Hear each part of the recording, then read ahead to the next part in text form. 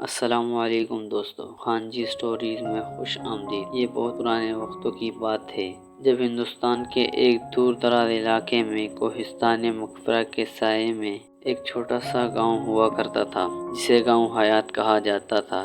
یہ گاؤں اپنے قدیم روایات، کہانیوں اور روحانی تعلیمات کے لیے نہایت مشہور تھا۔ نسل در نسل لوگ یہاں کی کہانیوں کو سینہ بہ سینہ منتقل کرتے تھے اور ان میں سب سے زیادہ مشہور کہانی تھی نغمہ حیات کی کہانی۔ اس کہانی کے متعلق کہا جاتا ہے کہ یہ ایک ایسا راز تھا جو صرف ان لوگوں کو معلوم ہوتا تھا جو اپنی روحانی طاقت اور دل کی گہرائیوں کو سمجھ لیتے تھے۔ روایت تھی کہ جو کوئی بھی نغمہ حیات سنتا، اس کے دل و دماغ کی تمام خوف اور غم ختم ہو جاتے تھے اور وہ زندگی کی حقیقت کو پا لیتا تھا۔ لیکن یہ نغمہ صرف اسے سنائی دیتا تھا جو اپنے اندر کی کھوج میں نکلتا تھا، اور اس کا سفر روحانی سفر ہوتا تھا۔ اسی گاؤں میں عارض نام کا ایک نوجوان تھا جو اپنے گاؤں کی روایات اور داستانوں سے خوب واقف تھا، مگر اس نے کبھی ان کی حقیقت کو نہیں سمجھا۔ ایک دن اس کے والد کا انتقال ہو گیا جس نے اس کی زندگی میں ایک خلا اور مایوسی پیدا کر دی۔ اسے لگنے لگا دنیا میں سب کچھ بے معنی ہے اور وہ اپنی زندگی اور اس کی حقیقت کے بارے میں الجھن میں پڑ گیا۔ ہر رات وہ ایک عجیب و غریب خواب دیکھتا جس میں اسے ایک پراسرار آواز سنائی دیتی تھی، نغمہ حیات کو سننے کا وقت آ گیا، لیکن پہلے تمہیں اپنے دل کے راز کو سمجھنا ہوگا۔ یہ خواب بار بار آنے لگے اور عارض کو سمجھ نہ آیا کہ کیا کروں۔ آخرکار وہ اپنے گاؤں کے سب سے معزز بزرگ بابا سفیان کے پاس گیا جو علم اور حکمت میں اپنی مثال آپ تھے۔ بابا سفیان نے بہت سے راز اور روحانی علوم کی حقیقتوں کو جانا تھا۔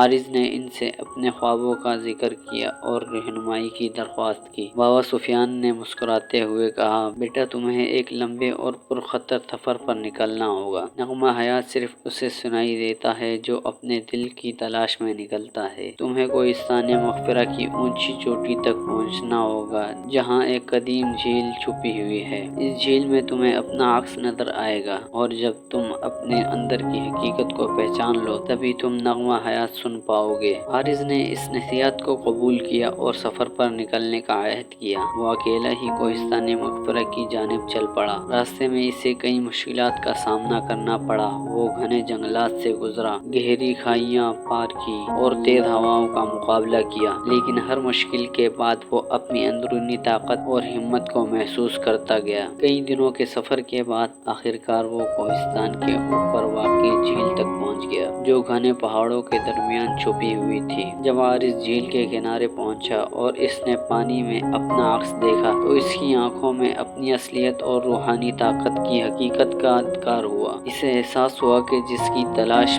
پر وہ نکلا تھا وہ دراصل اس کے اپنے اندر ہی تھی۔ جیسے ہی اس نے خود کو پہچانا، اسے دور سے ایک نرم اور پراسرار موسیقی سنائی دی، نغمہ حیات۔ یہ نغمہ ایسا تھا جیسے زندگی کے ہر راز کو کھول رہا ہو۔ اس میں زندگی کا غم، خوشی، خوف اور سکون سب ایک مسلسل سر میں بندھے ہوئے تھے۔ عارض کی آنکھوں میں آنسو آ گئے، لیکن یہ آنسو دکھ کے نہیں بلکہ سکون اور راحت کے تھے۔ اسے اپنے والد کا انتقال، زندگی کی مشکلات اور ہر غم کا اصل مطلب سمجھ آ گیا تھا۔ اس نے جان لیا کہ زندگی کی تمام مشکلات دراصل اسے اپنی اندرونی قوت اور سچائی کی طرف لے جا رہی تھی۔ جب عارض اپنے گاؤں واپس آیا تو وہ بالکل بدل چکا تھا۔ اب وہ ہر چیز میں زندگی کا ایک نیا راز سمجھنے لگا تھا۔ گاؤں کے لوگ اسے دیکھ کر حیران رہ گئے کیونکہ اس کے چہرے پر ایک عجیب سی روشنی اور حکمت تھی۔ عارض نے گاؤں والوں کو نغمہ حیات کی کہانی سنائی اور انہیں بتایا کہ زندگی کا اصل راز اپنی اندرونی قوت اور روحانی طاقت کے سمجھنے میں ہے۔ ہر مشکل اور غم دراصل زندگی کے نغمے کا ایک حصہ ہے، اور جب ہم اس نغمے کو سننے لگتے ہیں تو زندگی ہمیں اپنی اصل حقیقت دکھاتی ہے۔ یہ کہانی ہمیں یہ سبق دیتی ہے کہ زندگی کا اصل راز ہمارے اندر موجود ہوتا ہے۔ ہر انسان کو اپنے اندر جھانک کر اپنی قوت اور روحانی طاقت کو سمجھنا ہوتا ہے۔ مشکلات اور غم دراصل زندگی کے نغمے کا ایک حصہ ہے جو ہمیں اس بات کی طرف لے جاتے ہیں کہ ہم اپنی اصل حقیقت کو پہچان سکیں۔ تو دوستو یہ تھی ہماری آج کی کہانی۔ ویڈیو اگر اچھی لگی ہو تو ویڈیو کو لائک کر دیں، چینل کو سبسکرائب کر دیں اور بیل آئیکن کو ضرور پریس کر دیں تاکہ ہماری ہر آنے والی انٹرسٹنگ ویڈیو آپ تک پہنچ سکے۔ تو اسی کے ساتھ مجھے اجازت دیجیے، ملتے ہیں اگلی ویڈیو میں ایک نئی کہانی کے ساتھ۔ اللہ حافظ۔